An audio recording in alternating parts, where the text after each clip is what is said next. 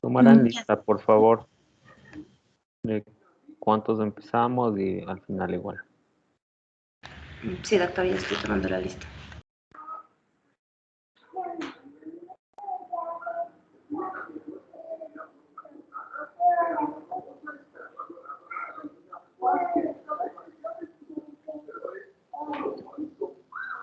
Ok, parece que esta charla iba a estar bastante buena, así que aprovechen la exposición.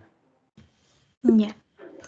Ya, bueno, buenas noches, doctor, compañeros. El día de hoy vamos a hablar acerca de inmunoterapia contra el cáncer y anticuerpos monoclonales. Pásale. Nos vamos a enfocar en primer lugar a dar una breve revisión de la inmunología tumoral, luego hablar de los enfoques terapéuticos de esta inmunoterapia, de los criterios y predictores de respuesta y de algunos desafíos, los principales desafíos de la inmunoterapia. Luego, cuando hablemos de los anticuerpos monoclonales, hablaremos de la nomenclatura, de los métodos de producción, modificaciones especiales, también mecanismos de acción, indicaciones de administración, efectos adversos, resistencia y también de anticuerpos monoclonales en embarazo y en el COVID. Pásale. Empezando con la parte de inmunología tumoral, hablarles primero que la teoría predominante en la influencia de lo que es el sistema inmunitario en la progresión neoplásica se denomina inmunoedición del cáncer. Entonces aquí vamos a tener a tres fases que son la fase de eliminación, la fase de equilibrio y la fase de escape. Entonces, cuando se da una supresión intrínseca de las células tumorales, ya sea por senescencia, reparación y apoptosis, el tejido se mantiene normal. Sin embargo, ya sea por la acción de carcinógenos, radiación, infecciones o diversas mutaciones que pueden presentar, se presentan las mutaciones y el desarrollo de estas células tumorales, que en una primera instancia, en esta fase de eliminación, lo que se hace es que el sistema inmunitario, ya sea innato y adaptativo, va a detectar estas células tumorales y van a ser destruidas. Y esto, obviamente, antes de hacerse evidente en la clínica. Entonces, si se escapan de esta primera fase en la cual son destruidas por parte del sistema inmunitario, van a pasar a la siguiente fase, que es la fase de equilibrio. En esta fase de equilibrio, como su nombre lo indica, va a ser un equilibrio entre la destrucción por parte de los linfocitos T y la proliferación de los clones malignos. Entonces, los linfocitos T, por así decirlo, van a mantener a células cancerosas residuales, como ven en la imagen, un tumor durmiente, bajo control, pero no las elimina. Y esta fase puede permanecer toda la vida o puede progresar a la siguiente fase, que es una fase de escape. Ya en la fase de escape es ya cuando las células tumorales adquieren la capacidad de evadir al sistema inmune. Y esto a través de diversos mecanismos. Pásale.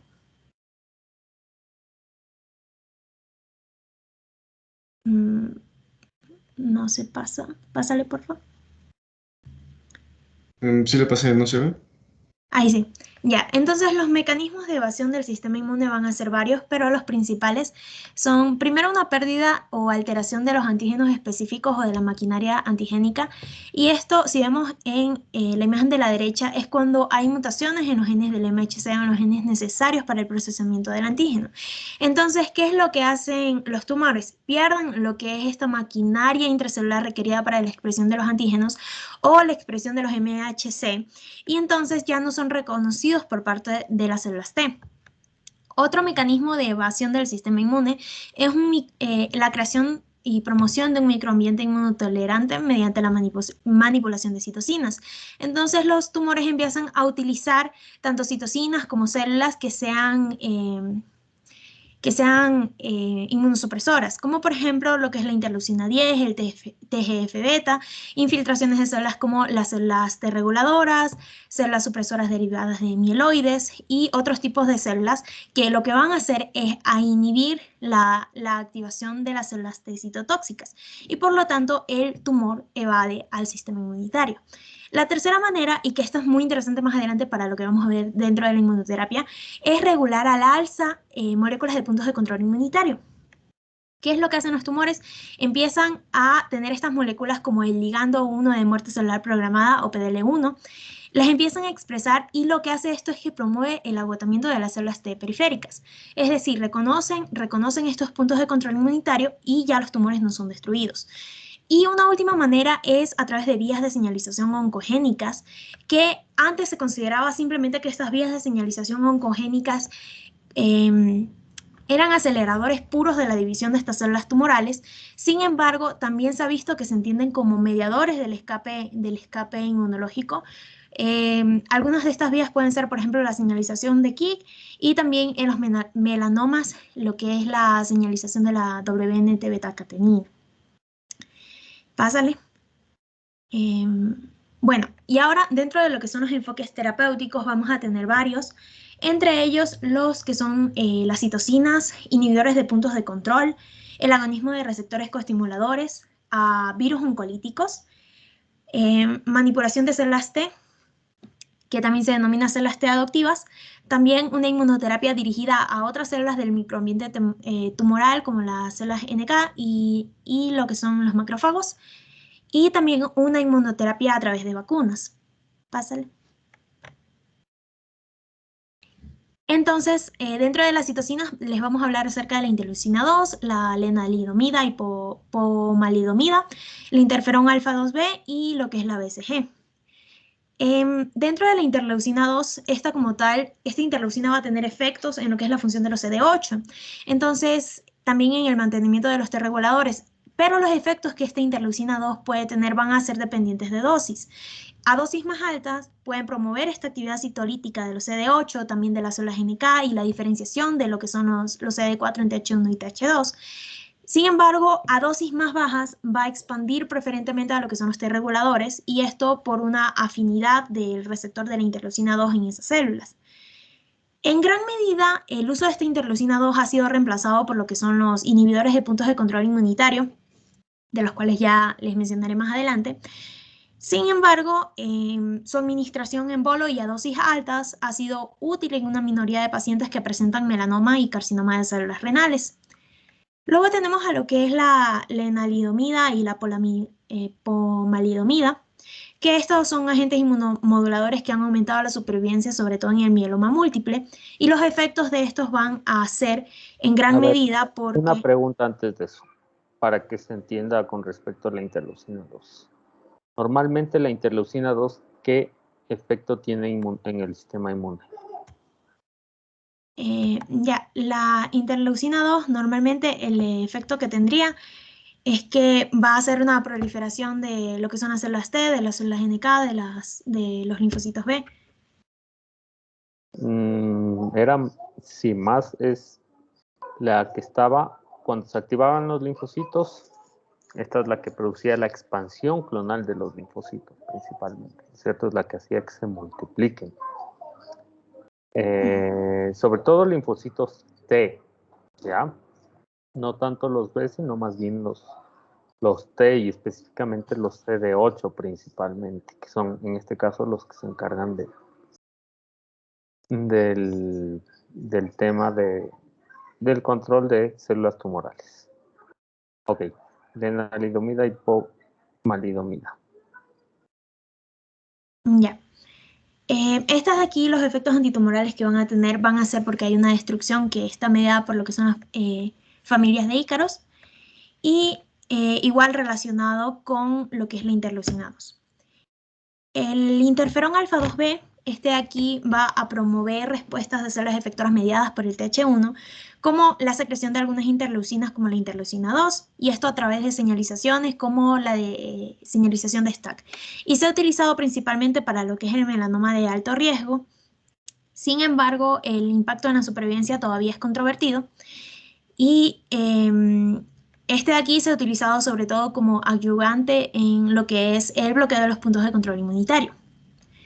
Luego tenemos a la BCG, que aquí le voy a preguntar al público si recuerda qué es la BCG o dónde la he escuchado. Carlita. Buenas noches. La BCG, de lo que habíamos hablado en clases anteriores, es una vacuna, la vacuna del bacilo Calmette-Guerin, que es una vacuna que sirve para evitar sobre todo las formas formas de tuberculosis como la tuberculosis diseminada, y también la meningitis tuberculosa, que forma parte del Programa Nacional de Inmunizaciones de nuestro país. Ya, entonces ese es uno de los usos que tiene la BCG, principalmente como vacuna para lo que es la tuberculosis. Este es derivado de lo que es el Mycobacterium bovis atenuado. Sin embargo, dentro de la inmunoterapia también tiene una fuerte respuesta inflamatoria cuando se inyecta en la vejiga y se usa, en este caso, para el tratamiento de lo que es el cáncer de vejiga superficial, como pueden ver en la imagen. Pásale. Dentro de los inhibidores de puntos de control inmunitario, estos de aquí han sido bastante estudiados y vamos a hablar primero de lo que es el PD-1 y el PDL-1. El PD-1, que les mencionaba, esta aquí es una proteína de transmembrana que es expresada por linfocitos T, linfocitos B, por células NK, también por monocitos, células dendríticas, y va a tener a su ligando que es el PDL-1. Entonces, este PDL-1 puede expresarse en lo que son las células hematopoyéticas, sin embargo, también puede expresarse en muchas células tumorales. Entonces, va a haber una interacción entre este PD-1 que se encuentra, por ejemplo, en este caso en nuestro linfocito, con un ligando que está siendo expresado por las células tumorales, y es por eso que las células tumorales lo que hacen es regular al alza, porque de esta manera van a hacer un freno para esta célula citotóxica y ya no va a ser destruido por la misma. Entonces, lo que se ha estado haciendo es aprobar inhibidores o anti-PDL1 y anti-PD1, y dentro de los anti-PDL1 tenemos a lo que es el atelocizumab, a lo que es el avelumab y el durvalumab. Y dentro de los inhibidores del PD1 tenemos al pembrolizumab, al nivolumab y a lo que es el dorzalimumab. Ahora, el nivolumab fue el primer MAB aprobado anti-PD1 que mostró una eficacia clínica sobre todo ante los melanomas que eran irresecables, melanomas metastásicos, ante lo que son carcinomas amicrocíticos pulmonares, carcinomas de células renales metastásicos y linfoma de Hodgkin clásico. Ahora, otro inhibidor de punto de control inmunitario va a ser el CTLA4, que el CTLA4 sería el Cytotoxic Lymphocyte Antigen 4, que este de aquí va a ejercer su efecto cuando está presente en las superficies de estos linfocitos T y va a tener una mayor afinidad este CTLA4 por lo que es el B7, una mayor afinidad incluso que el CD28. Entonces, este aquí puede constituir como un freno fisiológico para lo que son las células T. Así que se ha implicado como que en una primera instancia en que reducía en ratones lo que eran sarcomas y adenocarcinomas de colon. Entonces ahí se aprobó inhibidores del CTLA4 como el ipilimumab, y el ipilimumab fue el primer inhibidor de punto de control inmunitario que fue aprobado porque iba a aumentar la supervivencia en pacientes que tenían melanoma, sobre todo melanoma metastásico y melanoma de alto riesgo. Pásale. Ahora, van a haber otros objetivos potenciales dentro de estos inhibidores de puntos de control inmunitario, como el BTLA, el VISTA, el TIM3, el LAC3 y el CD47. El BTLA4 es el atenuador de linfocitos B y T, y este aquí, cuando hay un bloqueo de este BTLA4, va a mejorar la función de los CD8 y va a aumentar la eficacia también de los anti-PD1. Otro objetivo potencial es el VISTA, que es el supresor de dominio 5 de la inmunoglobulina de la activación de los linfocitos T, y este va a compartir una homología con lo que es el PDL1 y es un ligando de punto de control negativo. El bloqueo de este VISTA va a aumentar la infiltración y la función de los linfocitos T en los tumores y esto va a reducir el crecimiento tumoral. El TIM3 es el dominio de inmunoglobulina y mucina del linfocito T3, que este va a tener un ligando que es la galectina 9. Y este ligando a menudo se encuentra en los tumores y esto puede provocar muertes de algunas células inmunitarias como el TH1. Entonces, al bloquear al TIM3 se puede crear una hiperproliferación de las TH1 y liberación de citocinas. Sin embargo, este todavía se encuentra en estudios de fase 2 y 3 y aquí les he puesto uno de los que se encuentra estudiando, que es el MBG453, que es un anticuerpo frente al TIM3, como fármaco único y también combinado con el anti-PD1 para pacientes que tienen tumores malignos avanzados. Tenemos al AP3, que este es el gen de activación linfocítica 3, que se expresa en los linfocitos B, en algunos linfocitos T y también en las células NK. Entonces, este de aquí al bloquearse, tenemos al relatlimab, cuando se bloquea, en conjunto con un inhibidor del PD1, como por ejemplo el nivolumab, se ha estudiado para los melanomas avanzados. Y por último tenemos al CD47, que puede expresarse en las células tumorales y las protege de la fagocitosis. Entonces se está estudiando este inhibidor, que es el HU5F9G4, en combinación con el rituximab, y se ha evidenciado en respuesta en la mayoría de los pacientes que se encuentran en un estudio de fase 1B, pero como les mencioné, muchos de estos todavía son objetivos potenciales y se encuentran en estudio. Pásale. También tenemos combinación del bloqueo de puntos de control inmunitario, y las combinaciones que se han utilizado son combinaciones sobre todo simultáneo de anti-PD1 y del CTLA4. Entonces, aquí tenemos al bloqueo, sobre todo la combinación más estudiada, que es el del nivolumab con el ipilimumab, que sería el del CTLA4, que se ha utilizado en un uso clínico para lo que es el melanoma metastásico, que tiene mejoría en comparación solo al utilizar un anti-CTLA4, con carcinoma de células renales, con carcinoma de pulmón de células no pequeñas, que ha tenido una mayor supervivencia en contraste con la quimioterapia, y también en otras neoplasias malignas, como en el carcinoma hepatocelular y el cáncer colorectal. Si bien esta combinación del bloqueo de puntos de control inmunitario está aprobado por la FDA, también se menciona que tiene una tasa de efectos adversos que es mucho mayor, más de 3 veces mayor, en contraste con el uso de monoterapia de estos mismos agentes. Pásale. Ya, luego tenemos el agonismo de los receptores coestimuladores, y aquí vamos a mencionar a 6, que son el 4,1-BB o CD137, el LOX40 o CD134, el HIT-R o CD357, el ICOS, el CD40 y el CD28. Entonces el 4,1-BB, este de aquí, se va a expresar en células T, en NK, dendríticas T reguladoras y otras células inmunitarias, y este de aquí, cuando se une a su ligando, va a promover la actividad de los linfocitos T, de células dendríticas y demás. Entonces, se han desarrollado anticuerpos agonistas de este 4,1-BB, como el urelumab y este de aquí, que es el EPF 05082566, y todavía se encuentran en ensayos de fases iniciales, y se está evaluando porque han tenido en dosis altas una toxicidad muy elevada. Tenemos también el OX40, que este de aquí, el agonismo de OX40 tiene actividad por sí solo, y también en modelos en los cuales se ha estudiado con la quimioterapia en conjunto.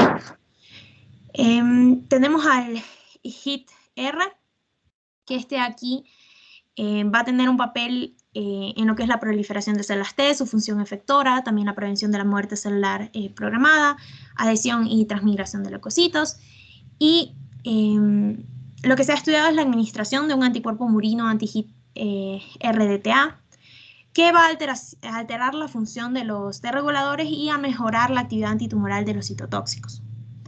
Luego tenemos al ICOS, que es el coestimulador inducible de las células T, que se expresan células T activadas y puede ayudar a varias cosas, como el cambio del isotipo, la formación del centro germinal, respuestas de la CD4, y sobre todo ha jugado un papel en algunos linfomas T, como linfomas T periféricos y linfomas angioinmunoplásticos recidivantes o resistentes.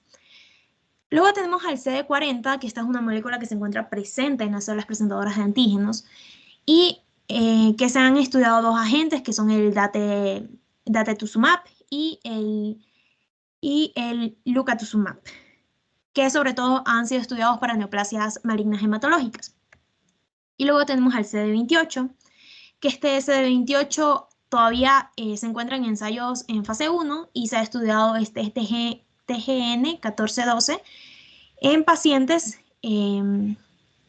y todavía se encuentra estudiándose porque ha tenido toxicidad. Pásale. En esta imagen les muestro algunas interacciones de las células T, y esto es un poquito más como un recuento de lo que hemos hablado. A la derecha podemos ver interacciones que son inhibidoras de las células T. Por ejemplo, el CTLA4, el PD1, que son los puntos de control inmunitarios más estudiados. Entonces, ¿qué hacemos? Inhibimos a este inhibidor de células T, y así las células T pueden funcionar y reconocer a los tumores y ser destruidos. Y luego tenemos a estos otros puntos de control inmunitario que se encuentran todavía en estudio, como son el BTLA y el VISTA, el TIM3, el LAC3. Luego tenemos interacciones que son activadoras, como las 41BB, OX40 y 3, que son las que le acabo de mencionar, que son de agonismos, agonismos de estos coestimuladores. Pásale. Luego les hablaré un poquito acerca de esta manipulación de células T, que también se denomina inmunoterapia adoptiva de células T. Y esto básicamente se refiere a manipular a las células T del paciente, como ven en la imagen, extraer células T, activarlas, hacerlas más reactivas a determinados antígenos, luego expandirlas y volverlas a reinfundir en el paciente. Entonces, aquí vamos a tener a tres, que son los receptores de antígenos quiméricos o TCAR, a los TIL, que van a ser los linfocitos infiltrantes de tumores, y también a terapias dirigidas contra CD3. Entonces, los receptores de antígenos quiméricos básicamente son linfocitos T que son genéticamente modificados de tal manera que hacen que expresen el dominio de unión al antígeno del receptor del linfocito B, y esto se va a fusionar luego al CD3-TCR. Ahora, ¿qué es lo que se obtiene? Que haya una respuesta de las células T independientemente del reconocimiento del MHC. Y la principal utilidad que tendrán estos linfocitos CAR serían sobre todo en neoplasias malignas hematológicas. Se han estudiado en leucemias linfocíticas y también en leucemias linfoblásticas de células B y pre-B. Luego tenemos a lo que son las expansiones de los linfocitos infiltrantes de tumores. Estos de aquí van a representar poblaciones que van a reconocer el antígeno tumoral, pero que pueden haber desarrollado un fenotipo en el cual se encuentran agotados por el microambiente tumoral en el cual se encuentran.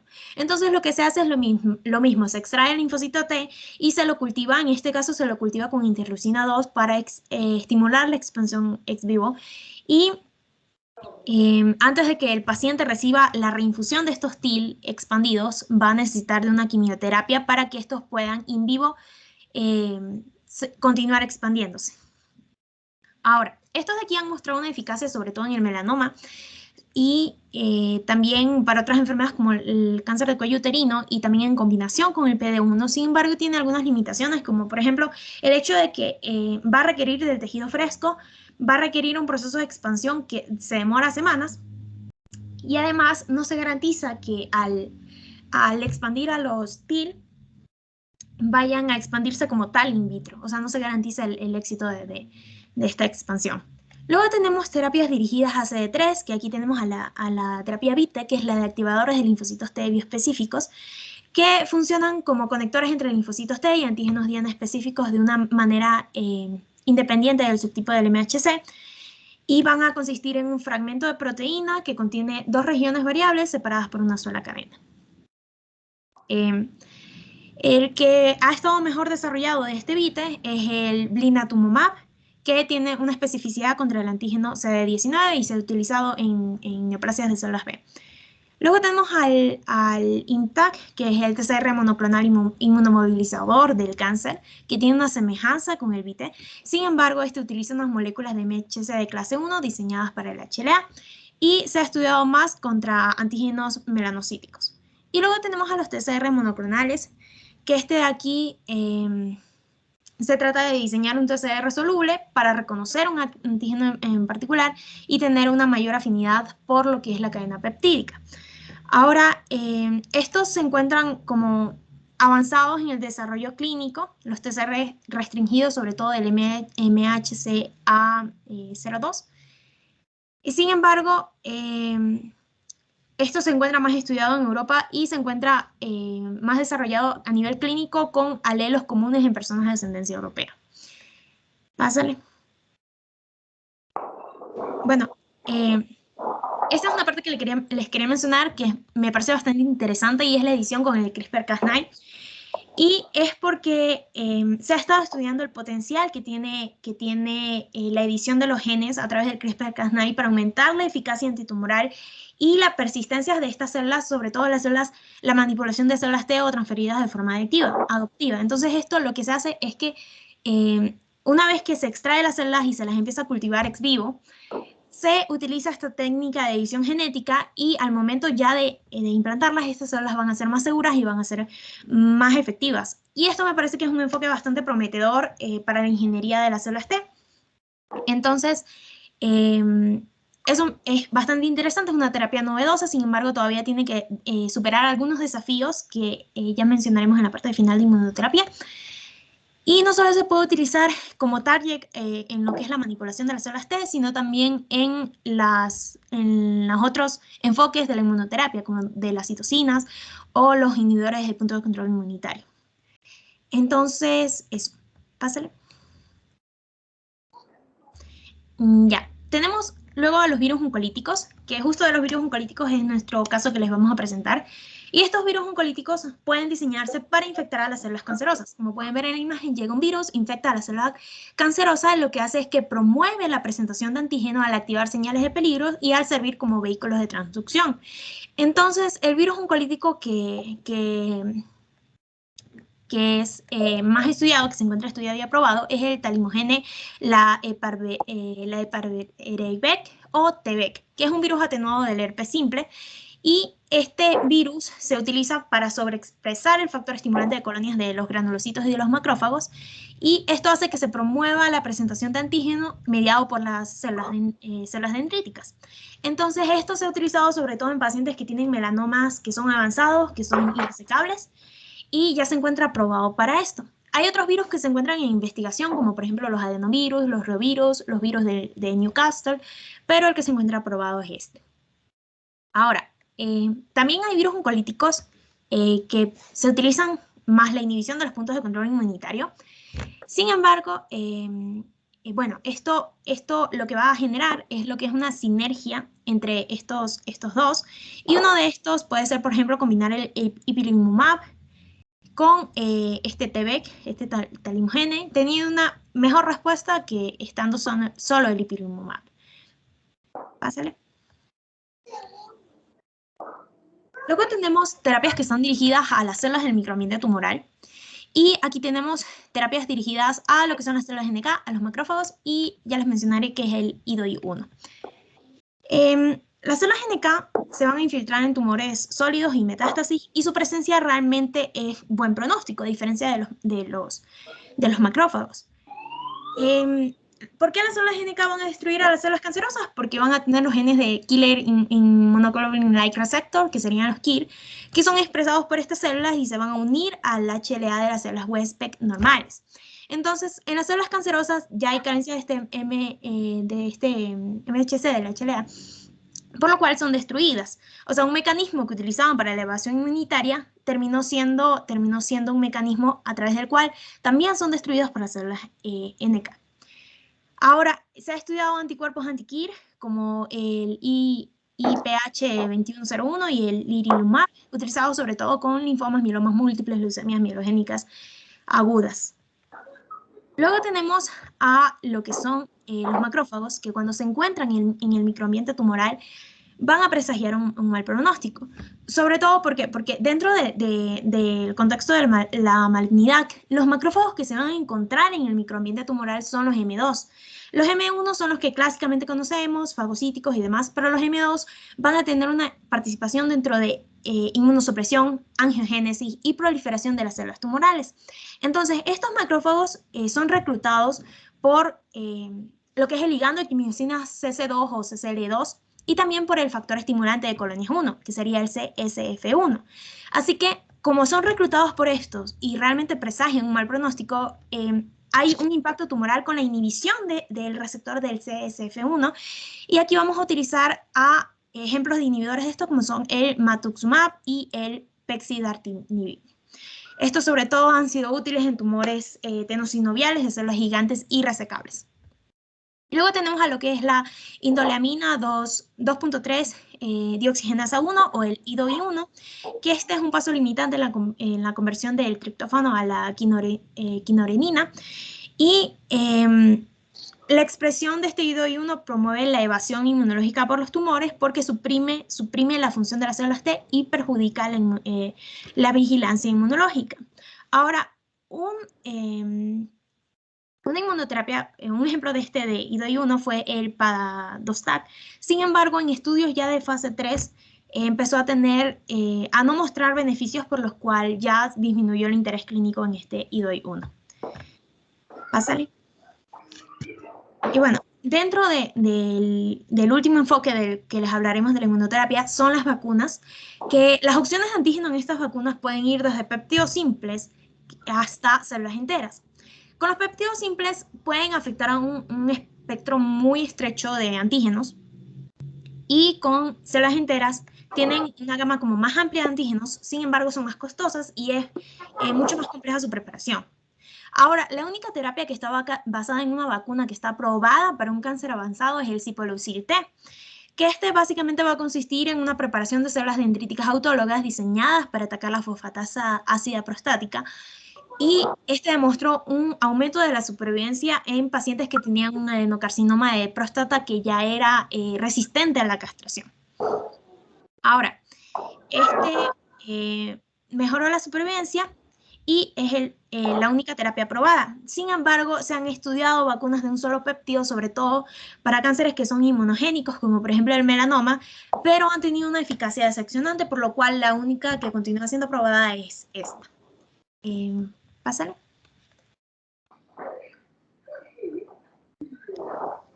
Listo, ahora vamos a hablar acerca de los patrones de respuesta y los criterios de respuesta de la inmunoterapia.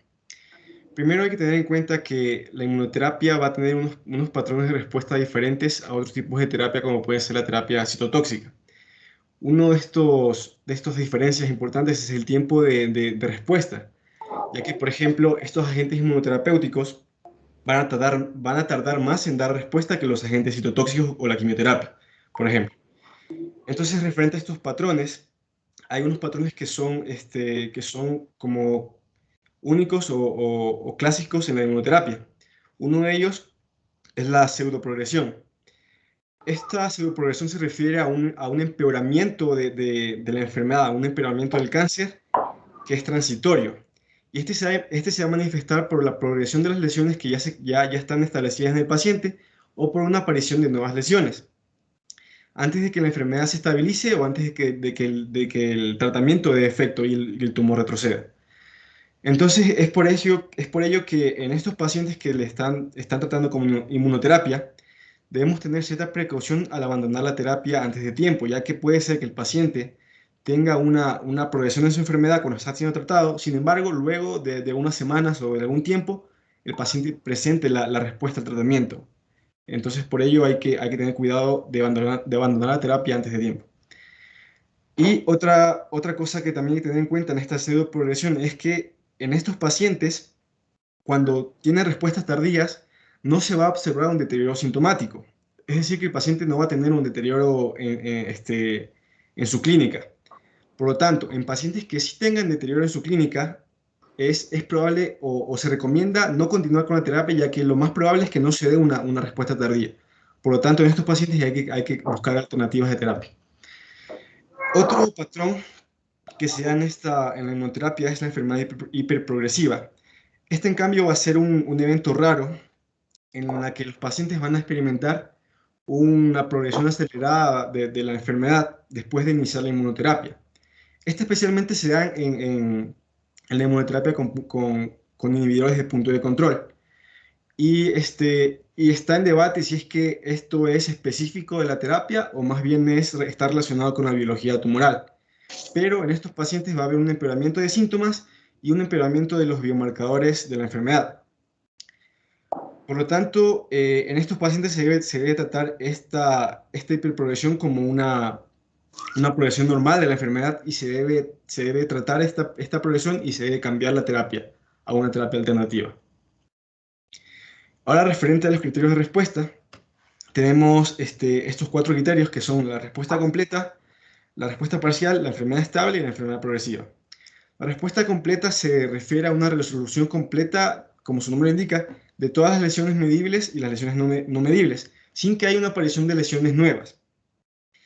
Esta respuesta se debe comprobar y se debe confirmar con una segunda evaluación consecutiva al menos un mes después, o al menos 4 semanas después.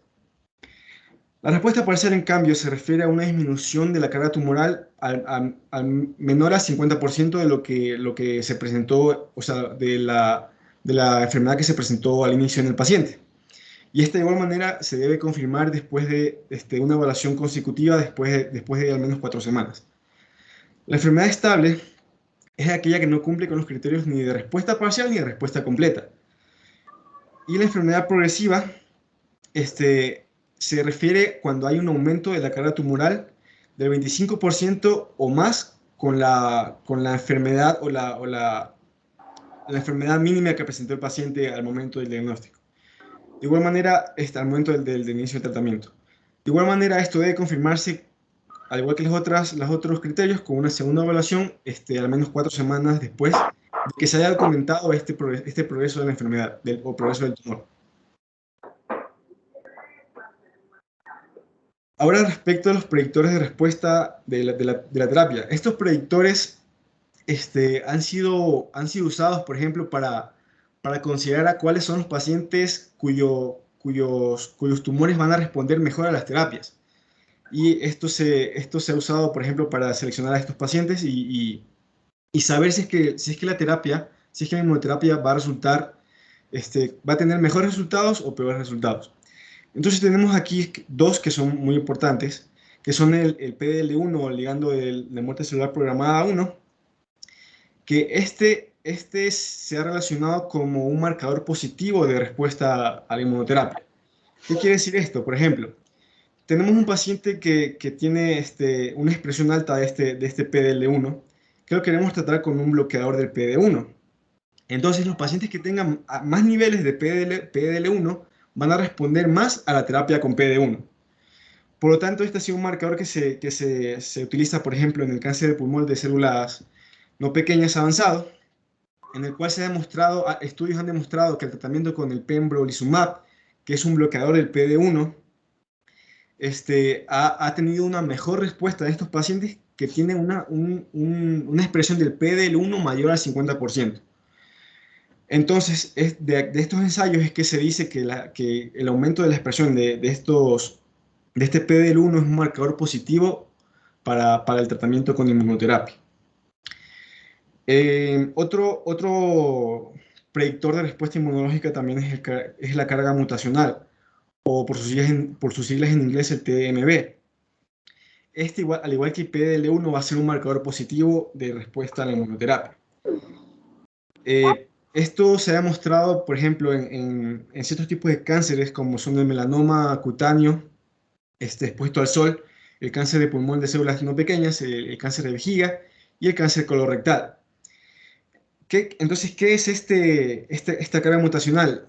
Como su nombre lo indica, esto nos va a referir el nivel de mutaciones que tiene el tumor o el nivel de mutaciones que tienen las células cancerígenas. Y estudios han demostrado que, por ejemplo, que terapia con pembrolizumab en pacientes que tienen un alto TMB también ha resultado con una mejor respuesta a la terapia.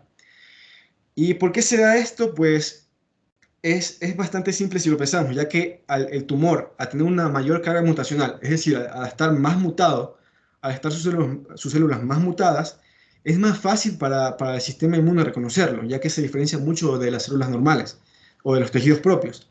Por lo tanto, al tener más carga tumoral, va a responder mejor a la inmunoterapia. Ahora pasemos a hablar de los principales desafíos que tiene la inmunoterapia. Que los más importantes son los mecanismos de resistencia que pueden ejercer los tumores. Y esto se relaciona bastante con lo que ya vimos, que son los mecanismos de inmunoevasión. Entonces, por ejemplo, tenemos la activación de vías oncógenas. En esto tenemos la transmisión de señales a través del WNT beta-catenina. Esta vía de WNT beta-catenina, al estar más activada, va a relacionarse con una menor presencia de linfocitos T en el microambiente del tumor, por lo tanto, una menor citotoxicidad de las células tumorales. Otro mecanismo de las vías oncogénicas también es la pérdida de expresión de este PTEN o PTEN. Este PTEN va a ser un inhibidor de una vía que es la vía PI3K. Esta vía lo que va a hacer es una vía que promueve la supervivencia celular. Por lo tanto, al perder el inhibidor de la vía que promueve la supervivencia tumoral, va a hacer que las células tumorales se dividan, va a ser las células tumorales van a tener mayor supervivencia y por lo tanto van a dividirse más.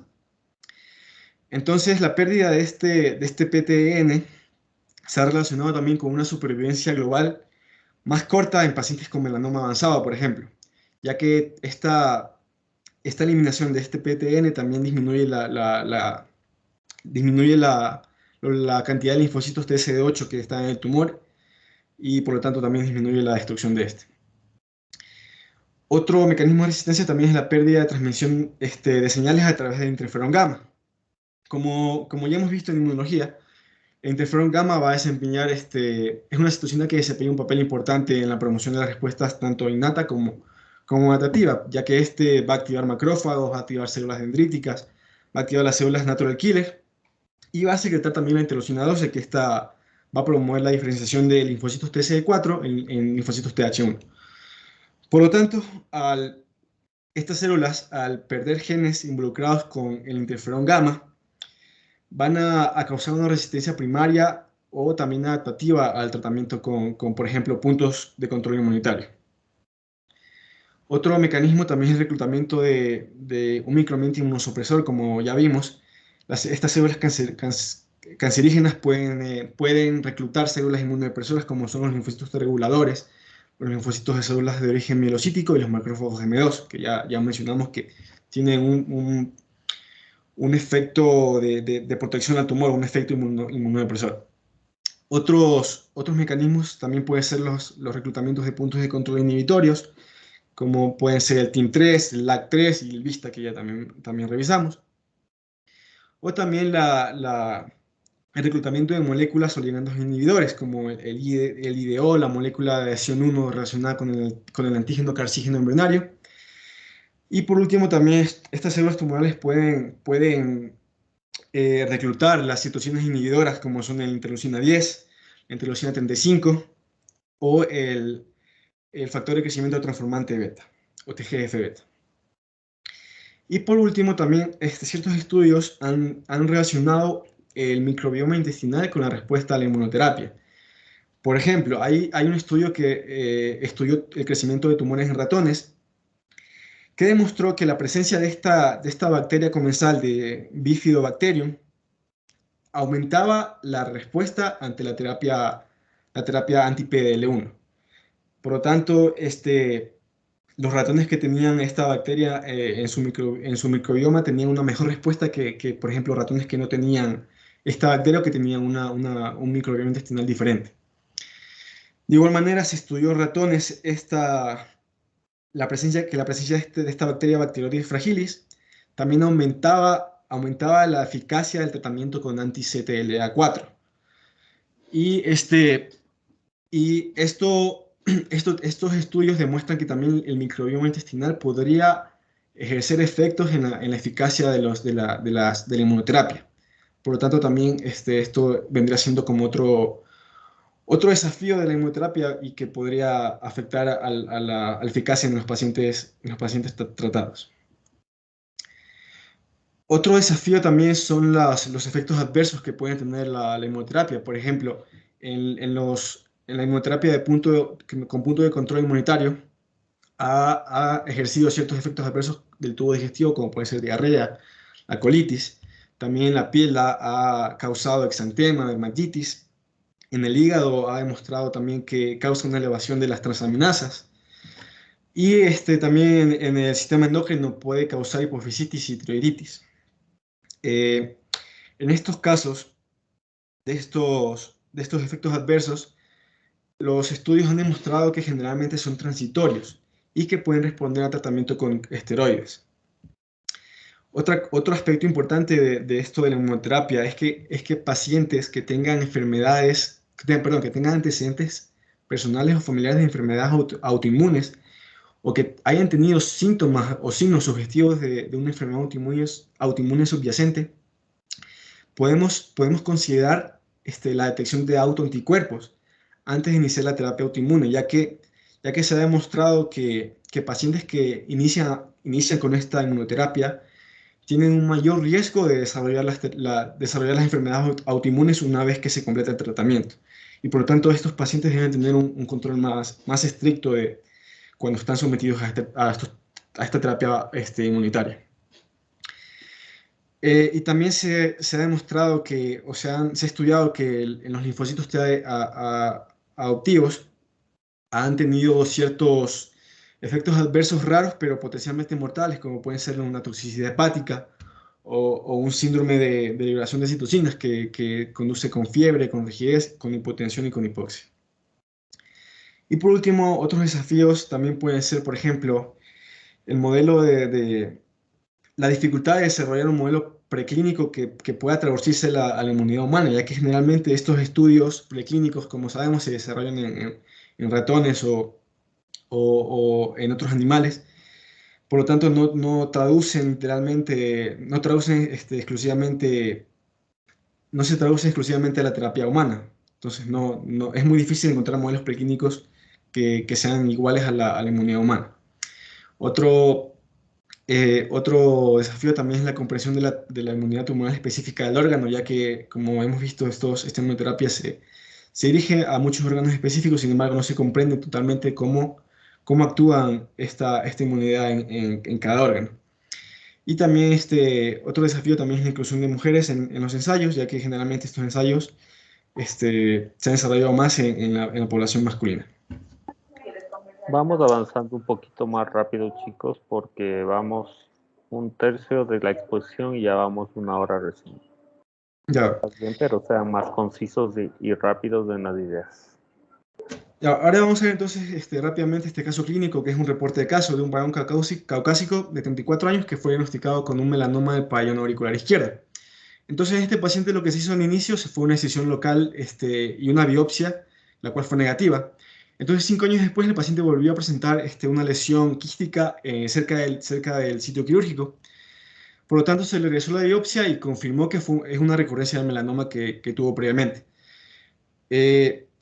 Entonces, a este paciente se le dijo que se le ofreció una resección quirúrgica nuevamente, pero debido al tamaño de la lesión, se le debía extraer gran parte del pabellón auricular, lo que el paciente no aceptó.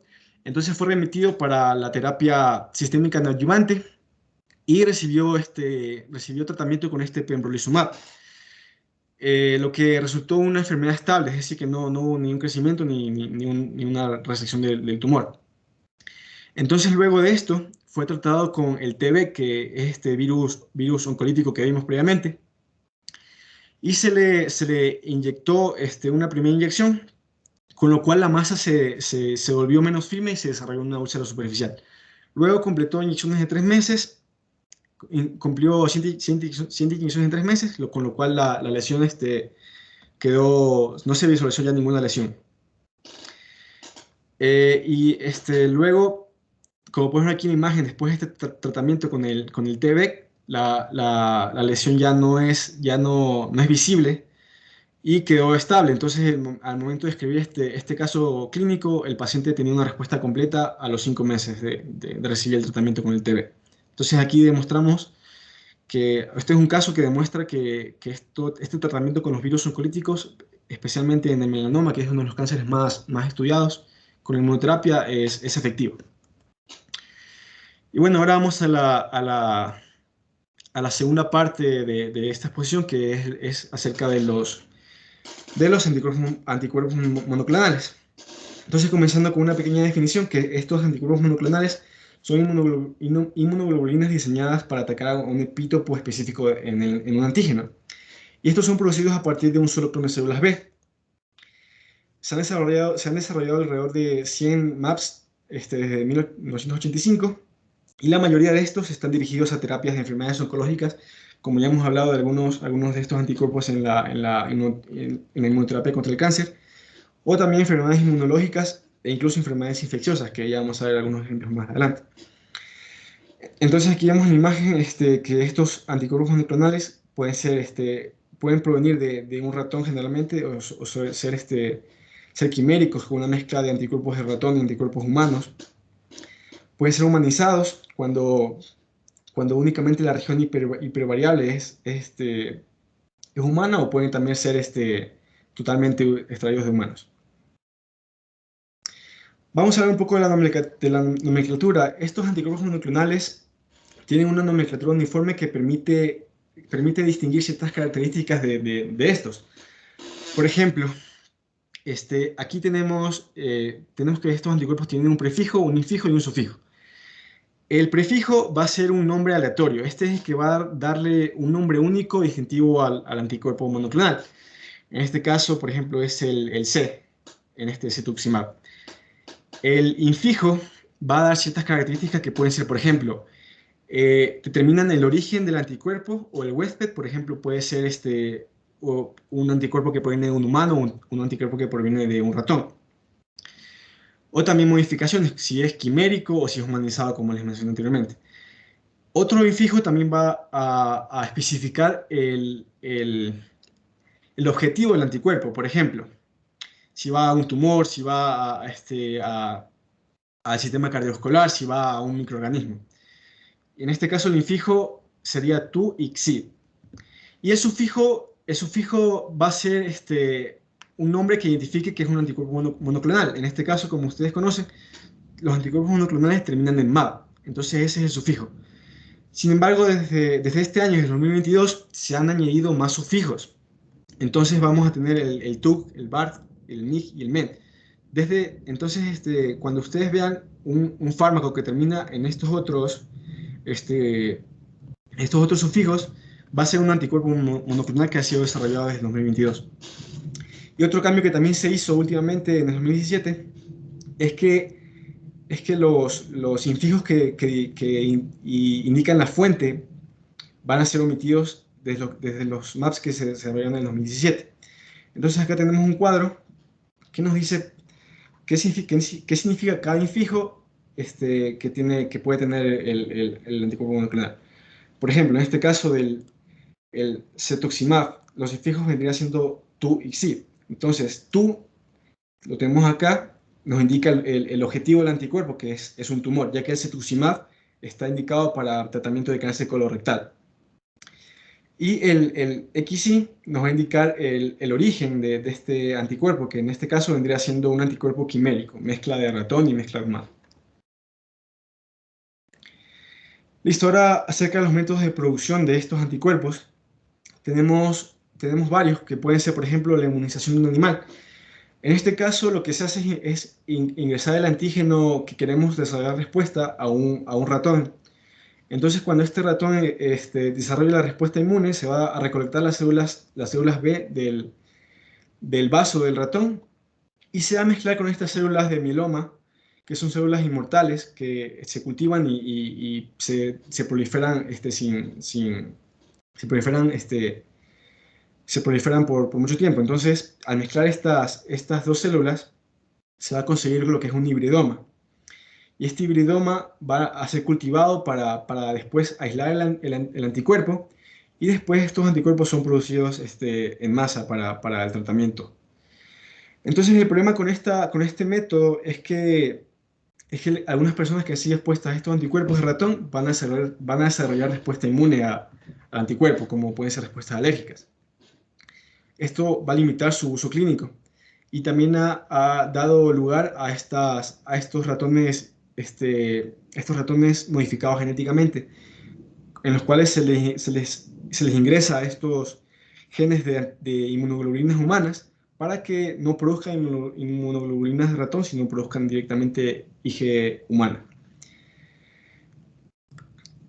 Otros métodos también pueden ser la obtención de un anticuerpo existente. Esto se da es especialmente aplicable en el cáncer, ya que en estos pacientes que tienen cáncer y se les extrae los tejidos cancerígenos, se les puede recolectar las células, los linfocitos infiltrantes de tumores.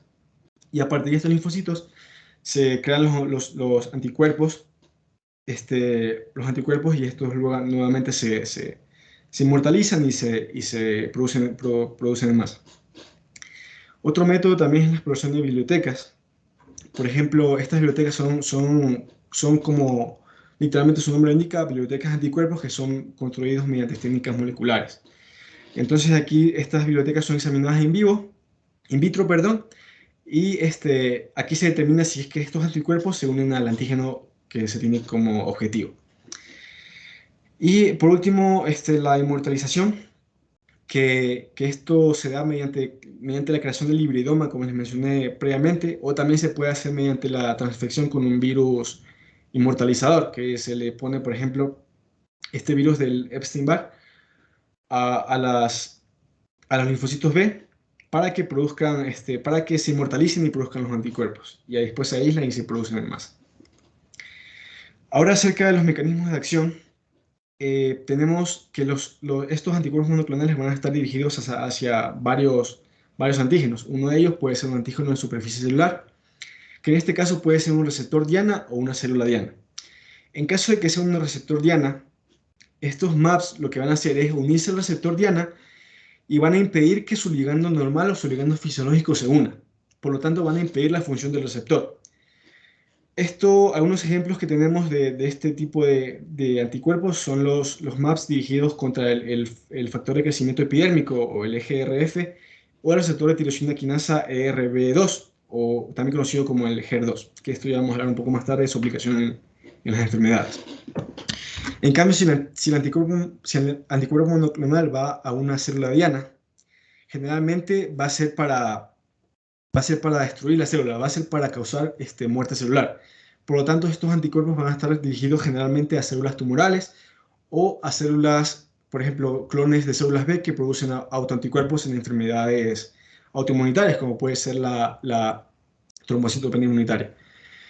Entonces, un ejemplo de esto tenemos los MAPs contra el CD20, que estos al unirse a este receptor van a causar que muera la célula, por medio de un reclutamiento de, por ejemplo, fagocitos o células natural killer. Ya, otro objetivo que pueden tener los anticuerpos monoclonales pueden ser proteínas plasmáticas o fármacos.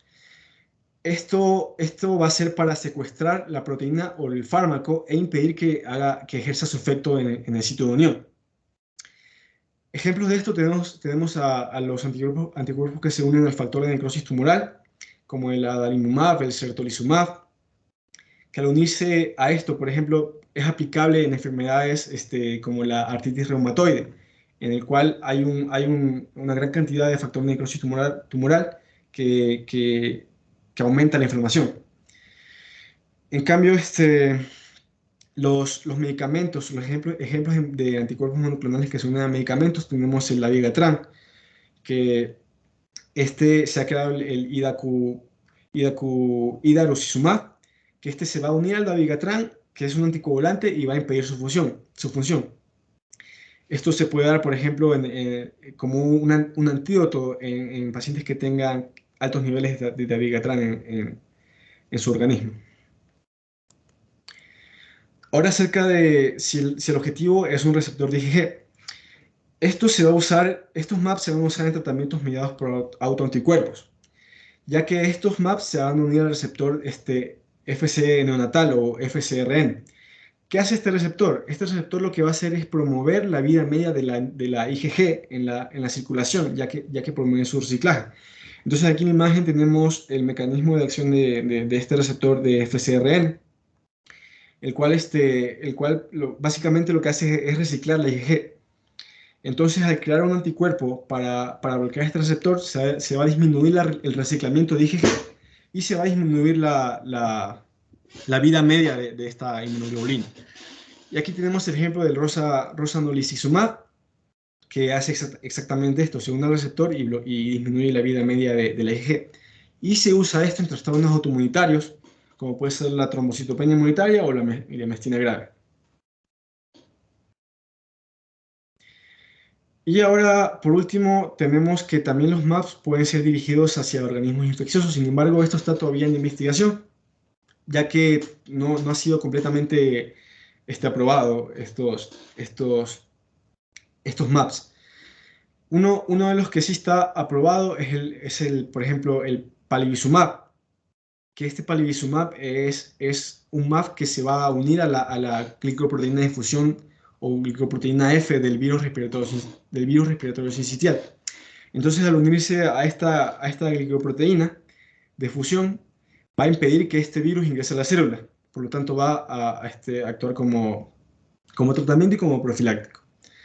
También hay, por ejemplo, MAPs que se han desarrollado contra la proteína espiga del SARS-CoV-2, que ya vamos a ver un poco más adelante, los agentes.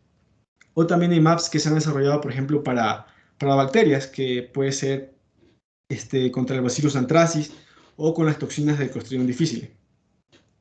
Sin embargo, estos todavía están en estudio.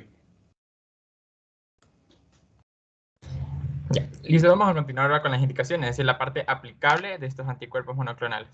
Dentro de esto vamos a hablar del linfoma folicular, del cáncer de mama HER2 positivo, la artritis reumatoide, hipercolesterolemia, asma y osteoporosis. Siguiente. Ya, entonces vamos a empezar aquí con el linfoma folicular. Este es el segundo tipo más común del linfoma no Hodgkin y se va a caracterizar por una linfadenopatía difusa y afectación de lo que es la médula ósea y también con esplenomegalia. Vamos a estudiar un poco la fisiopatología para entender cómo van a actuar aquí los fármacos. Entonces, la vía simplificada que vemos aquí, pues va a ilustrar la transformación desde una célula B a una célula de linfoma folicular transformado, que van a ser estas rojitas.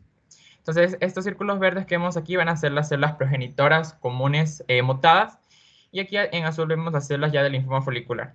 Entonces, ¿por qué ocurre todo este problema? Básicamente aquí, como en el paso 1, hace referencia a lo que es esta translocación entre el cromosoma 14 y el 18. Esto va a resultar en lo que es una sobreexpresión del BCL2, que este es un oncógeno que va a bloquear lo que es la muerte celular programada, que es la apoptosis, lo que va a llevar a que tengan una supervivencia celular prolongada. ¿Ya? Entonces, los fármacos que nosotros vamos a utilizar aquí van a ser los anti-CD20, los cuales van a regular lo que es, o sea, el CD20 por sí mismo regula lo que es la iniciación del ciclo celular. Entonces, el principal mecanismo va a ser la eliminación de estas células BCD20, fundamentalmente pues facilitada por la citotoxicidad dependiente de anticuerpos. Igual como habíamos visto en inmuno, esto se hace a través del receptor a través del receptor FC gamma R3 para la IgG. Ya. Entonces vamos a estudiar ahora en qué pacientes nosotros ya deberíamos empezar con un tratamiento de estos, ¿ya? Bueno, primero que tenemos que buscar el estadiaje del paciente. Para no alargarlo un poco más, vamos a decir que en el estadio 1 vamos a tener que el tratamiento van a ser más principalmente candidatos a radioterapia. Y cuando hablamos ya de estadios 3 a 4, que es decir, una enfermedad avanzada, estos pues no se van a curar con terapias convencionales. Y la mayoría de los pacientes pues van a recibir varias modalidades diferentes, como inmunoterapia, quimioinmunoterapia o incluso también radioterapia. Y el caso del estadio 2 pues va a depender mucho igualmente de la presentación del paciente como tal. Y aquí vemos el estadio 2, como se podría observar, con las características que igual están en la tabla, el 3 y el 4. Entonces ahorita la parte importante es saber, ok, ya elegimos al paciente, entonces le vamos a dar anticuerpos monoclonales. Entonces, básicamente ya decimos que sí se da en el estadio 3 o 4, pero no se da un tratamiento inmediato con estos, a menos que el paciente esté sintomático o cumpla los criterios que podemos ver aquí. Entonces aquí nos habla, por ejemplo, de los síntomas locales, por enfermedad ganglionar, por ejemplo, la presencia de los síntomas B sistémicos, que se habla mucho en los linfomas, como es la fiebre, la pérdida de peso y los sudores nocturnos, hay que tener en cuenta, o por ejemplo, si se presentan estas citopenias debido a la infiltración. Entonces, básicamente, cuando se presenta cuando se da esta presentación más agresiva, nosotros ya podríamos pensar en tomar esta terapia.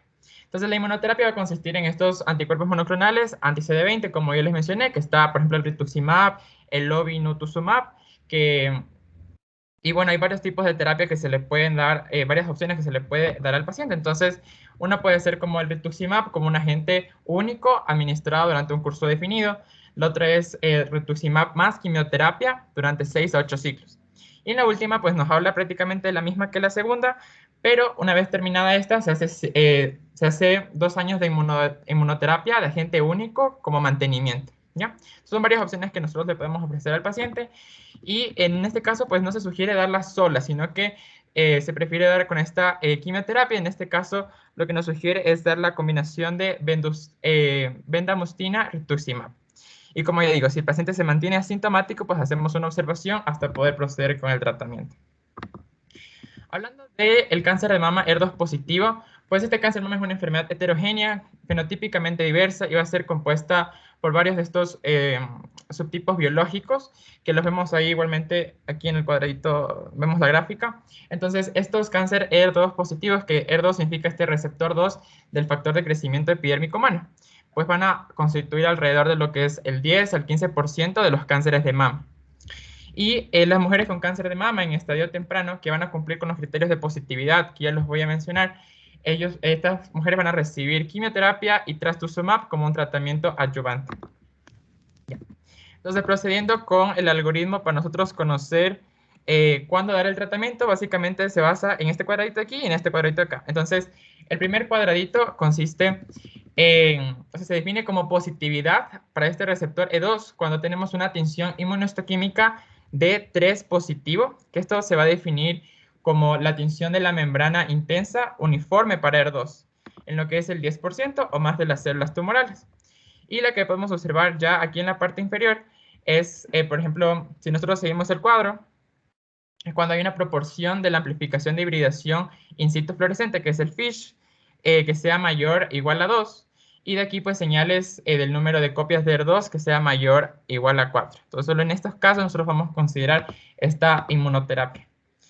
Ya, y el mecanismo de acción, entonces vamos a ver que, bueno, el principal fármaco que nosotros sabemos que se da va a ser el trastuzumab. Y este, pues, debe administrarse de forma concomitante con lo de la quimioterapia, que ya les habíamos mencionado en el algoritmo.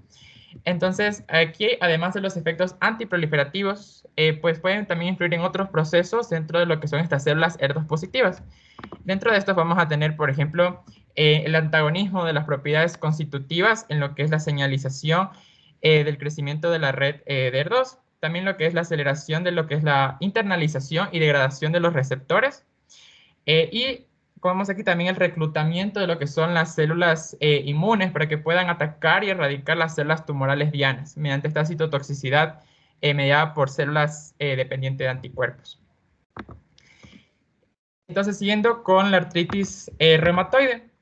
Bueno, esta va a ser una enfermedad autoinmune crónica que va a ser caracterizada por una poliartritis. Esta va a afectar preferentemente a las articulaciones pequeñas, como igual podemos observar aquí en la imagen. Entonces vamos a estudiar de forma breve un poco la fisiopatología, igual para entender en qué parte van a actuar los medicamentos. Ya, entonces tenemos que aquí la inflamación en la artritis reumatoide va a ser inducida por las células T autorreactivas, TH1, TH17, que vemos aquí. Ya, entonces, en la articulación afectada, estas células T autorreactivas activadas, posteriormente van a activar a estos macrófagos y también a los fibroblastos, ¿ya? A través de mediadores inflamatorios, como vemos el factor de necrosis tumoral alfa, la interleucina 17, el interferón gamma. Y aquí, bueno, los macrófagos afectados, ¿qué van a hacer?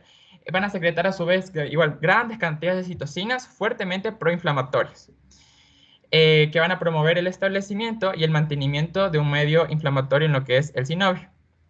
Por otro lado, tenemos que las células T activadas también van a brindar una ayuda a las células B autorreactivas, que van a dar como resultado esta producción de anticuerpos, por ejemplo, contra la proteína sirtulinada que leemos aquí, y también contra el factor reumatoide. Entonces, estos van a impulsar aún más la inflamación mediante la activación de los macrófagos y también desencadenando la cascada del complemento.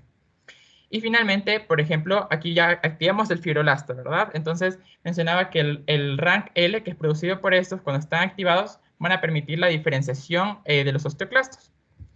Entonces, toda esta cascada que hemos visto, pues van a mediar la destrucción del cartílago y la erosión ósea, que van a ser, pues, dependientes de esta inflamación como tal. Ya, y bueno, una parte importante solo para mencionar los fármacos. Nosotros vamos a hablar principalmente igual del factor de necrosis tumoral alfa y de la interleucina 6, que pues van a ser claves en esto, para controlar este proceso inflamatorio. Entonces, el tratamiento como tal de la artritis reumatoide, pues se hace con estos fármacos modificadores de la enfermedad. El que más se utiliza en la terapia inicial, pues va a ser el metotrexato. Y si en este caso no consigue un efecto, nosotros pasamos a otros fármacos dentro de esta misma categoría, como vemos aquí, la leflunomida, la sulfasalazina y la hidroxicloroquina. Que incluso en el algoritmo lo podemos ver así, o sea que aquí no sé muy bien, pero es como que esos son los fármacos iniciales. Y en el caso de que nosotros no tengamos una respuesta, ya podríamos optar por estos anti-TNF, ¿ya? Entonces, normalmente por eso vemos en los pacientes que no pueden usar estos medicamentos, la opción final va a ser estos agentes de inhibidores del factor de necrosis tumoral. No obstante, también se lo podría utilizar como un agente inicial, pero en este caso el paciente tiene que presentar una enfermedad activa de moderada a grave, Eso es lo principal de estos anticuerpos monoclonales. No se lo utiliza a veces como el comienzo de una enfermedad leve, sino que vamos a ver siempre en casos moderados, casos de recurrencia ante otros tratamientos convencionales. Entonces tenemos que... A ver, una pregunta para los expositores. ¿Por qué no están de entrada estos fármacos en los pacientes?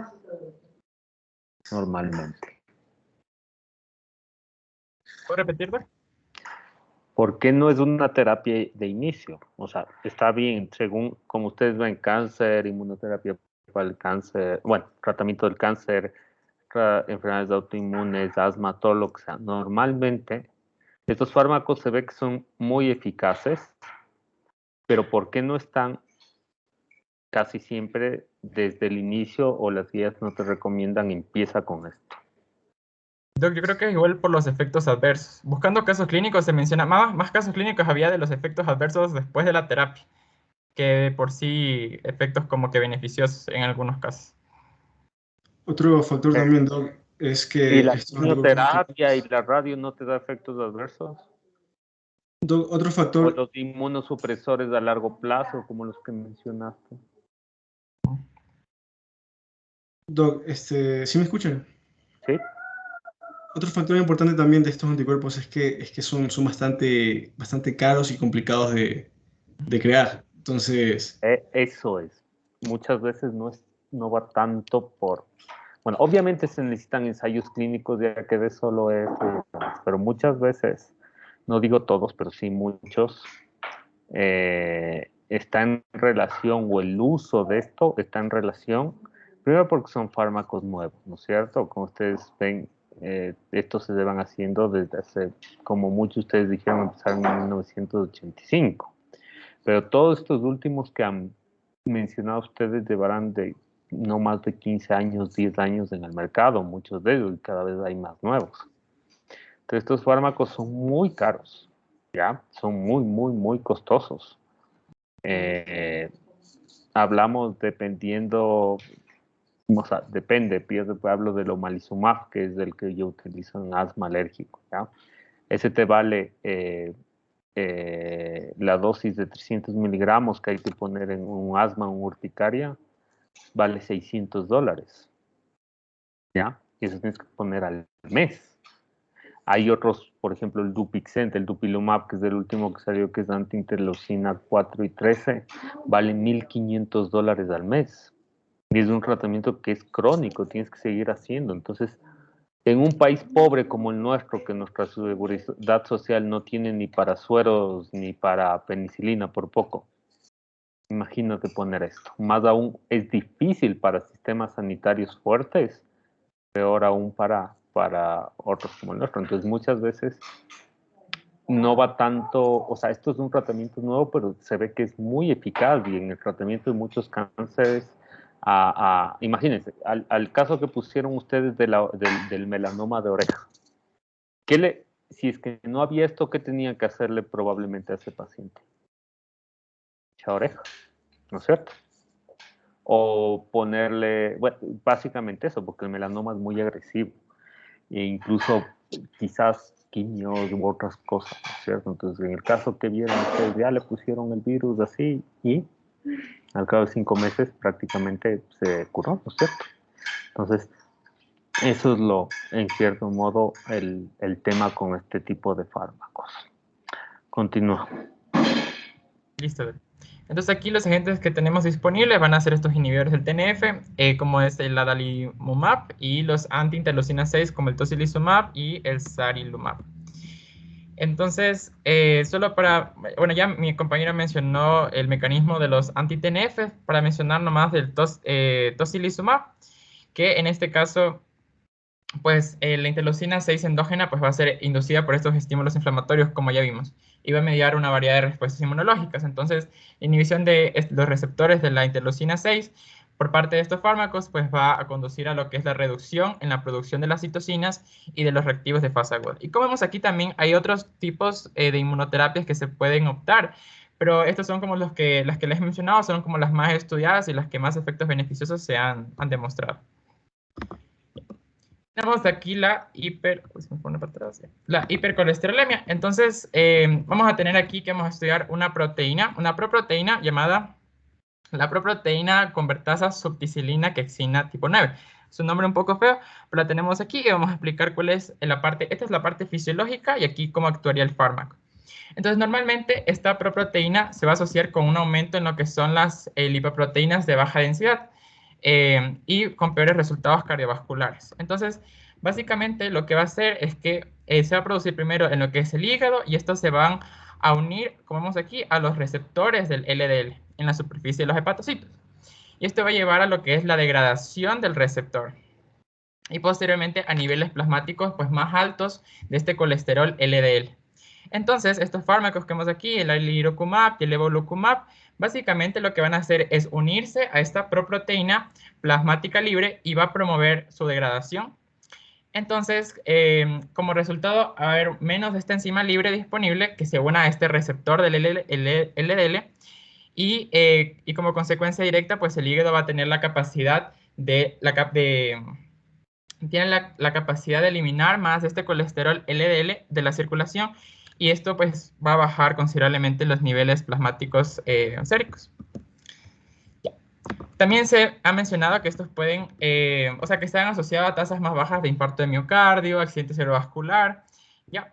Y que incluso, además de la terapia intensiva con estatinas, estos pueden igual reducir el riesgo de mortalidad general después de un síndrome coronario agudo a largo plazo. Y es por eso que vamos a ver que tienen distintas, o sea, los pacientes pueden necesitarlo en diversas condiciones. Por ejemplo, si tratamos con una hiperlipidemia primaria, o prevención de eventos secundarios a prevención secundaria de eventos cardiovasculares o cuando ya nos topamos con un caso igual de hipercolesterolemia familiar. Ya. Vamos a proceder con la siguiente patología que va a ser el asma.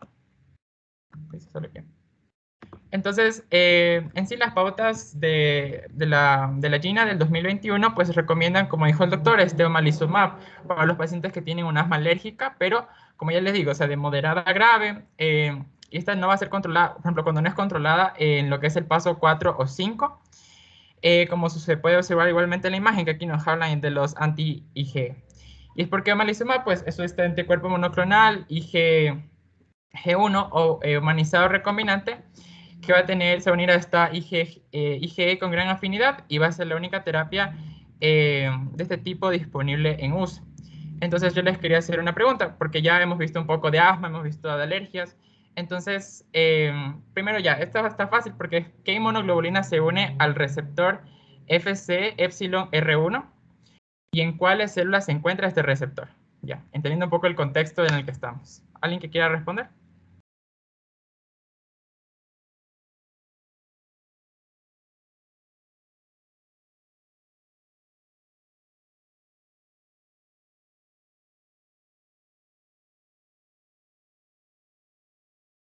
Ya, Camila Vega. Se une a la IgE y también se puede encontrar en lo que son los mastocitos, los basófilos y los eosinófilos. Exacto. Eso va a ser importante porque vamos a ver un poco cómo van a funcionar estos fármacos. Entonces, el omalizumab se va a unir a lo que es el tercer dominio constante de la cadena pesada del IG, que es el mismo sitio, que va a ser el mismo sitio de unión al que la IG normalmente se une a estos receptores, ya, de IG. Entonces, básicamente, este omalizumab va a formar complejos con esta IgE libre y evitar su interacción con los receptores. Los complejos omalizumab e IgE van a ser eliminados posteriormente por el sistema retículo endotelial hepático, que igualmente ya voy a hablar más adelante cómo se hace esta farmacocinética. Y bueno, la terapia en sí, con omalizumab, también va a provocar una marcada regulación a la baja de estos receptores Fc epsilon R1 en esta superficie de las células que ya mencionó mi compañero. Ya, vamos con una última indicación en la cual se pueden utilizar estos fármacos. ¿Cómo se pasa? Que va a ser la osteoporosis. Uy, se fue mucho. Ya. Entonces, bueno, la osteoporosis... la osteoporosis se va a caracterizar por esta masa ósea baja, alteración de lo que es la microarquitectura y la fragilidad esquelética, lo que va a provocar pues una disminución de la resistencia ósea y un mayor riesgo de fractura. No sé si le puedes retroceder una, por favor. Ya.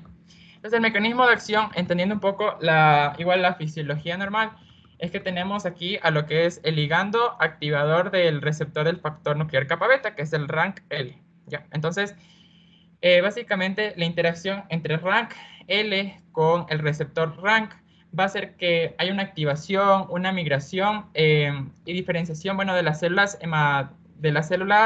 hematopoyéticas del lineaje de los osteoclastos para que estos puedan comenzar el proceso de reabsorción ósea.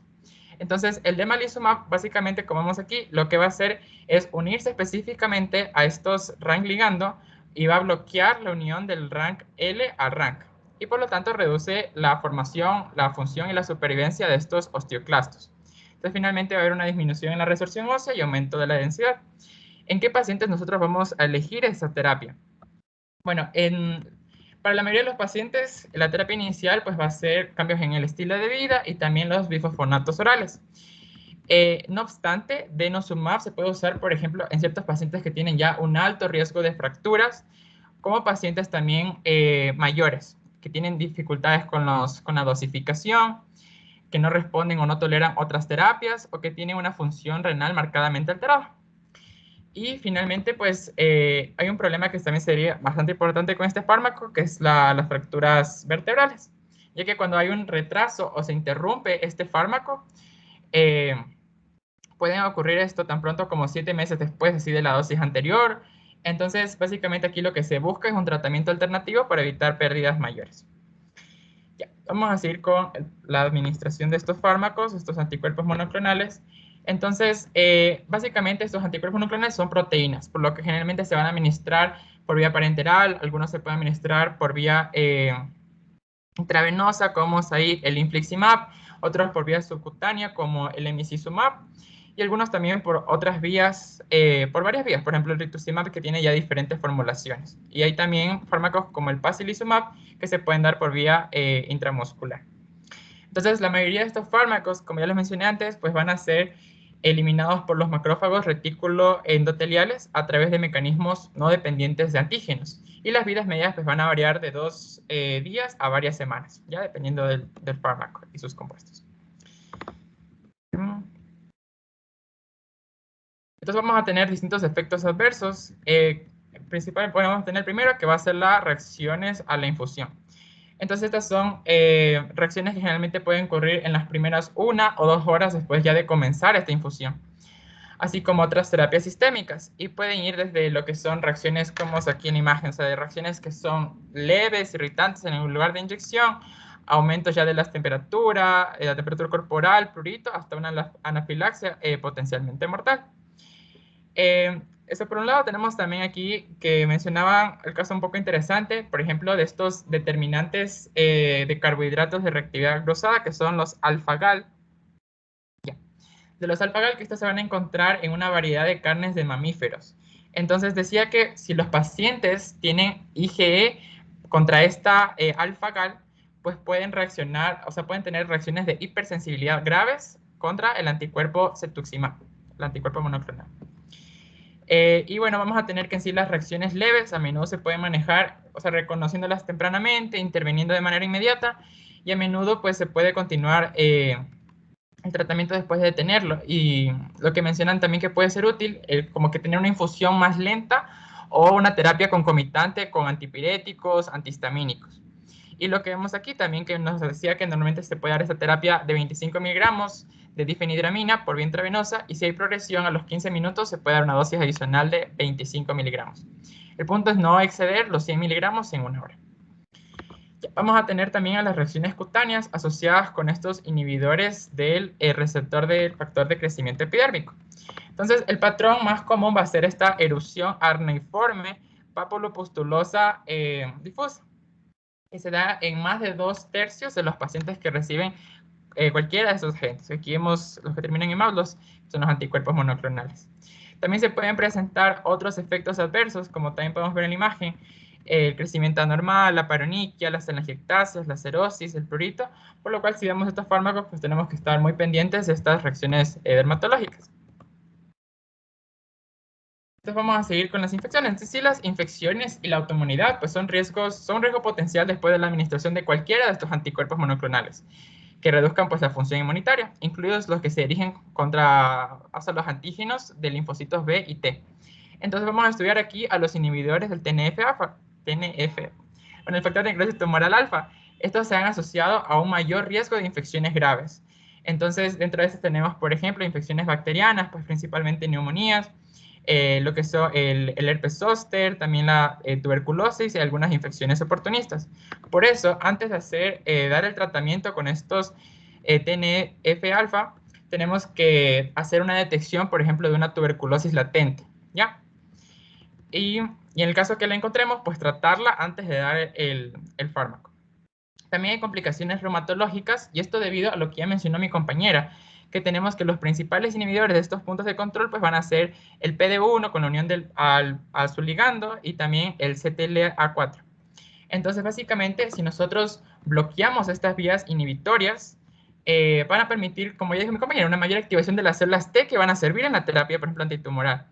Y también a una mayor respuesta inmunitaria así contra estos tumores. Pero, ¿por qué se dan estos efectos adversos? Básicamente por la activación inespecífica de las células T. Entonces, esto puede derivar en estas complicaciones reumatológicas, que mencionaban que, o sea, las que son conocidas o sospechosas, pueden ser, por ejemplo, una artritis inflamatoria, también una miopatía inflamatoria, una vasculitis, como vemos aquí, la vasculitis, una arteritis temporal, también puede ser una polimialgia reumática, sarcoidosis y así, entre otras. Vamos a hablar ahora de algunos efectos que son específicos de algunos fármacos que se usan con bastante frecuencia, como el abciximab. Entonces, esta, por ejemplo, va a bloquear, como vemos aquí, la agregación plaquetaria al bloquear esta función de la glicoproteína 2B3A. Entonces, esto puede desencadenar en hemorragias, como vemos aquí el paciente que tiene una hemorragia subconjuntival.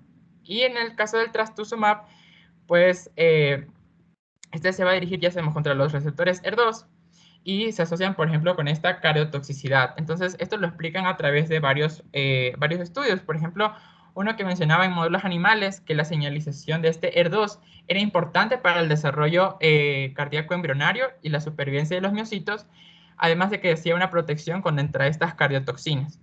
Otro mencionaba que, por ejemplo, en ratones que se les restringió este HER2, desarrollaron, o sea, que tenían un bloqueo ventricular, estos desarrollaron al final una miocardiopatía dilatada y los cardiomocitos pues mostraban más susceptibilidad. Entonces, básicamente, es que hablamos que estos fármacos van a intervenir en las vías cardioprotectoras que le permiten en sí, o sea, como que recuperarse de alguna lesión cardíaca. Ya. Y vamos a hablar finalmente del síndrome de liberación de citocinas, que esta pues se da en respuesta a estas inmunoterapias, sobre todo, por ejemplo, las que se hacen a nivel de las neoplasias linfoides. Entonces, estos pueden estar acompañados de fiebre, dolor de cabeza, náuseas, también, por ejemplo, la hipotensión, la erupción cutánea, escalofríos, la disnea, la taquicardia, y también pueden observarse, pues, elevación de aminotransferases, incluso una coagulación intravascular diseminada. Y esto se puede presentar por lo general entre 2 a 3 días hasta 14 días ya después de la exposición. Y se puede dar una profilaxis para esta con paracetamol y difenhidramina, pero el manejo como tal pues ya va a depender de la gravedad. Aquí vemos los distintos grados, que puede ir desde esta fiebre y síntomas constitucionales hasta la muerte. Entonces va a depender de eso, pero pueden incluir la interrupción de la infusión, tratamiento sintomático, fluidos intravenosos de acuerdo al estado del paciente y soporte con ventilador y presor.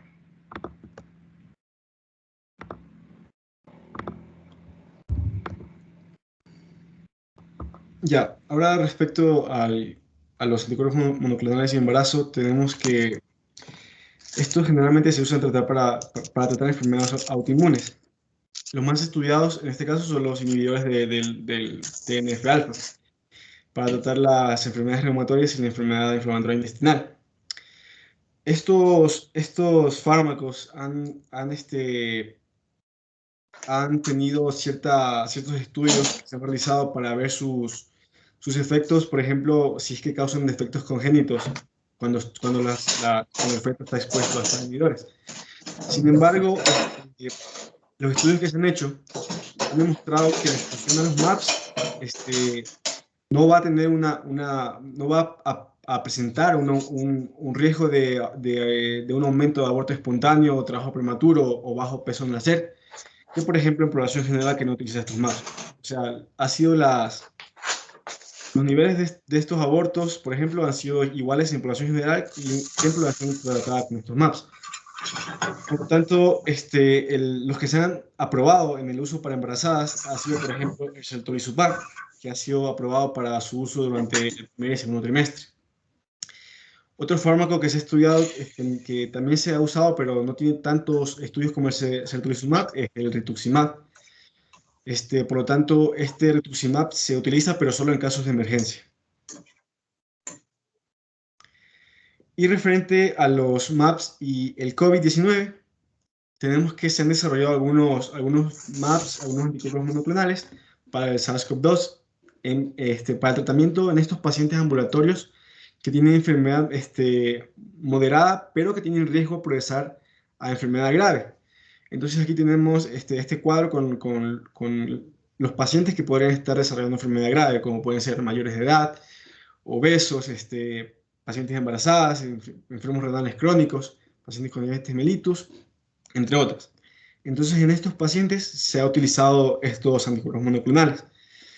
Sin embargo, como ya hemos mencionado, estos agentes tienen disponibilidad limitada y deben administrarse de manera temprana en el curso de la enfermedad para que sean efectivos. Ejemplos de estos agentes tenemos el Sotrovimab, el cual tiene una dosis única de 500 miligramos por vía intravenosa. Este solo está disponible en Estados Unidos y en ciertos países de Europa también ha sido probado. Y ha demostrado cierta eficacia en reducir las hospitalizaciones y también reducir el riesgo de muerte en estas poblaciones con riesgo de desarrollar enfermedad grave. Otros fármacos, por ejemplo, el Bebtelovimab y el Casirivimab o el Imdevimab, son alternativas, igual con dosis únicas, pero estos simplemente se utilizan cuando otros agentes no están disponibles, como por ejemplo el Sotrovimab, ya que la evidencia no está clara, no existe evidencia tan amplia para su uso. Estos son los agentes que han sido aprobados como uso de emergencia en los países que mencioné, en Estados Unidos y en ciertos países de Europa. Pero aquí en Latinoamérica aparentemente solo se ha logrado aprobar en México, más no en Sudamérica.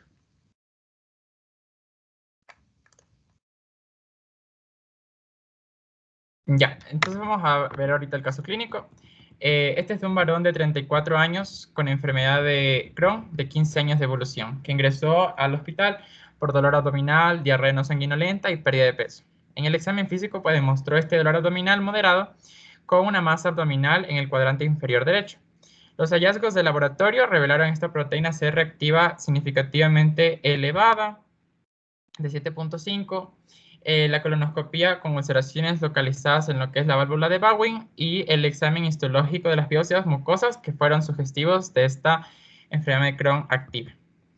Ya. Entonces, como no fue posible realizar una endoscopía del ilion terminal, pues se realizó una enteroclisis por resonancia magnética. Y pues indicó que tenía una estenosis inflamatoria predominante en lo que es el segmento corto del ilion terminal. Y dado lo que es el brote agudo de la enfermedad y este fenotipo espenosante, el tratamiento médico se cambió de prednisolona a aciatropina, a lo que fue ya el anticuerpo del factor de necrosis tumoral alfa, que es el adalimumab. Entonces, tal como se puede ver aquí en el manejo, cuando estos corticoides que se les dan a los pacientes como primera terapia, pues no tienen una respuesta, o es una respuesta pobre, se puede hacer el cambio a este. O cuando ya es una enfermedad muy grave, igualmente podemos nosotros empezar con este tipo de fármacos. Entonces, 12 semanas después ya de la inducción de la terapia con adalimumab, pues se logró la remisión clínica y el nivel del PCR volvió a la normalidad. ¿Sigue? Pásale, por favor. Ya. Ese fue otro. Ya. Entonces, otros 4 meses después, pues aún no se mantenía la remisión clínica y los marcadores aún se mantenía esta y los marcadores de inflamación del laboratorio pues permanecían bajos. Pero el paciente se presentó en esta clínica para cirugía cráneo-maxilar por un dolor severo en lo que es el área mandibular. Entonces, al hacer el examen de la cavidad oral, pues se detectó estas lesiones ulcerativas en lo que es la mucosa del lado bucal. Y para descartar pues malignidad se obtuvo una biopsia de estas lesiones orales. Y esto reveló que el paciente tenía una estomatitis ulcerativa con granulomas no calcificantes que son compatibles con esta enfermedad de Crohn oral. Entonces, básicamente lo que se hizo en este caso es intensificar la terapia inmunosupresora, acortando lo que es el intervalo de administración de este fármaco del adalimumab a una administración semanal. Ya, entonces al final un examen de seguimiento después de 10 semanas confirmó la curación completa de la lesión en cavidad oral. Durante un periodo de seguimiento de 12 meses, pues no se hicieron evidentes signos de esta enfermedad de Crohn con este tratamiento continuado. Y eso sería nuestra exposición. Muchas gracias. Ok. ¿Alguna pregunta del público? ¿No? Muy bien, chicos. Estuvo excelente la exposición. Cosas que acotar a estos temas, más que nada. Este tipo de tratamientos constituyen la medicina de precisión que ahora se llama en medicina, ¿no es cierto? Son unos tratamientos, como ustedes ven, van, y como muy bien lo explicaron sus compañeros, se determina bien las redes bioquímicas o los mecanismos bioquímicos específicos de las enfermedades, y en este punto, a través de la formación de anticuerpos monoclonales, se puede llegar a bloquear puntos estratégicos en la cascada de la fisiopatología de una enfermedad. Como ustedes han visto, aquí sus compañeros han explicado muchos ejemplos, no necesariamente solo trastornos inmunológicos o cáncer, hubo ejemplos de otras enfermedades, osteoporosis, problemas de hiperlipemia, obviamente las alergias. Y el sistema inmune está implícito en casi todo los tipos de enfermedades, ¿no?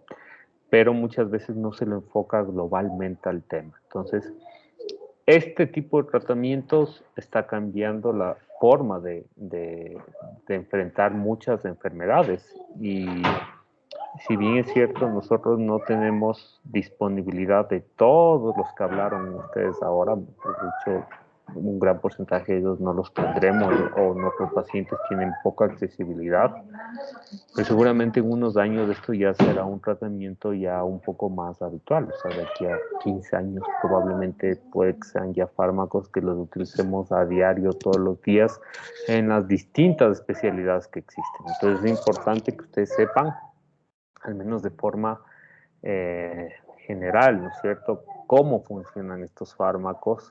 Se puso inicialmente el ejemplo de la inmunoterapia contra el cáncer, que en cierto modo no ahí se habló de monoclonales, pero tampoco no fue solo eso, vieron lo de los virus y demás, que hay un rango muy amplio de que la ciencia tiene como para enfrentar estos problemas médicos, ¿no es cierto? Entonces, simplemente que tengan en cuenta, porque de aquí en adelante en los próximos años, ya cuando ustedes sean, sobre todo ya especialistas, en unos años, y hagan sus posgrados, y sobre todo si pueden salir fuera del país, obviamente a países donde tal vez tengan sistemas sanitarios mejores que los nuestros, segurísimos se van a topar con este tipo de tratamientos. ¿Que pueden dar efectos secundarios? Sí, como todos los fármacos dan efectos secundarios, ¿no? Una aspirina te da un efecto secundario. ¿Que pueden dar alergias? Mucho más frecuentes, sí, se ha visto también eso. Estos fármacos, cuando ya se ven las series en Estados Unidos de lo que utilizan para el cáncer o en Europa, se ven que hay series de muchas reacciones alérgicas, pero como también sucede eso, hay lo que hablaron la clase anterior sus compañeros, hay la desensibilización con fármacos, ¿no es cierto? Entonces, nos dijeron sus compañeros en la clase anterior, si bien es cierto, se hace desensibilización con quimioterápicos, pero sobre todo también ahora se hace mucho con monoclonales, por ejemplo, ¿ya? Porque al ser proteínas, al ser anticuerpos, obviamente nuestro organismo reconoce algo extraño y es más fácil que pueda desarrollar una alergia o una reacción de hipersensibilidad frente a eso. Entonces hay estas alternativas también como para, en ciertos casos, también optar por estos mecanismos y lograr que el paciente pueda recibir los fármacos. Nada, me parece que estuvo muy bien. Creo que tienen igual el 10, igual que los de alergia a medicamentos. Son los dos que se han esforzado. Se nota el esfuerzo y les felicito por eso. Ok, chicos, si no hay más preguntas, nos vemos el día jueves. Muchas gracias, doctor. Gracias. Gracias, Ok. doctor. Gracias. Hasta luego.